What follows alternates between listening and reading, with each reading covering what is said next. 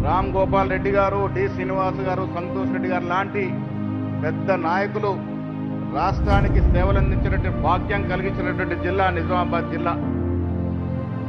Asia ఖండంలోనే పెద్ద గంజు మన నిజామాబాద్లో ఒకప్పుడు ఉండేది.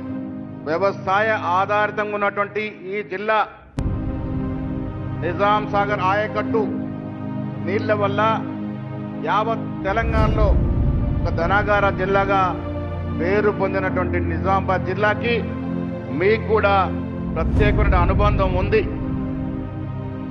ఆర్మూరు రైతు దీక్ష మొదలుకొని మీ పాదయాత్రలో ప్రేరేపించినటువంటి ప్రజలు ఇక్కడ కాంగ్రెస్ పార్టీకి పట్టం కట్టినారు.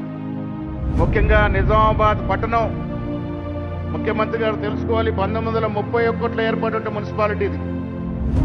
95 సంవత్సరాల క్రితం ఏర్పడ్డ మున్సిపాలిటీకి స్మార్ట్ సిటీ రాలే, కానీ 1956లో ఏర్పడ్డ కరీంనగర్కి స్మార్ట్ సిటీ వచ్చిందంటే ఇక్కడ ఉన్నటువంటి పార్లమెంట్ సభ్యుడి యొక్క ఘనత ఏమిటో మనకు అర్థం చేసుకోవాల్సిన అవసరం ఉంది. ముఖ్యమంత్రి గారు బాంబే, నాగ్పూర్కి ఎక్కువ కనెక్ట్ ఉన్నటువంటి నిజామాబాద్ జిల్లా ఎయిర్పోర్ట్ అడిగినప్పుడు మీరు దీన్ని 2వ ఫేజ్లో పెడతామని చెప్పినారు. ఇక్కడ ఎయిర్పోర్ట్ అవసరం ఉంది, మనకు ముందు ప్రాంతంలోని ఎయిర్పోర్ట్కి స్థలం కూడా కేటాయించడం జరిగిందనే మాట కూడా ఇస్తున్నాను, మనవి చేస్తా ఉన్నాను.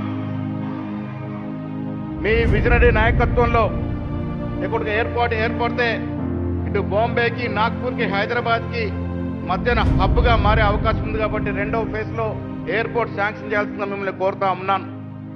అదేవిధంగా స్మార్ట్ సిటీ ఎలాగూ రాలేదు కాబట్టి మీరు మున్సిపల్ శాఖ మంత్రిగా ఉన్నారు. నిజామాబాద్ పట్టణానికి అత్యధిక నిధులిచ్చి నిజామాబాద్ పట్టణం ఒక మేటి పట్టణంగా తీర్చిదిద్దేందుకు దాన్ని దోహదపడాల్సిందిగా మిమ్మల్ని నేను కోరుకుంటా ఉన్నాను. అదేవిధంగా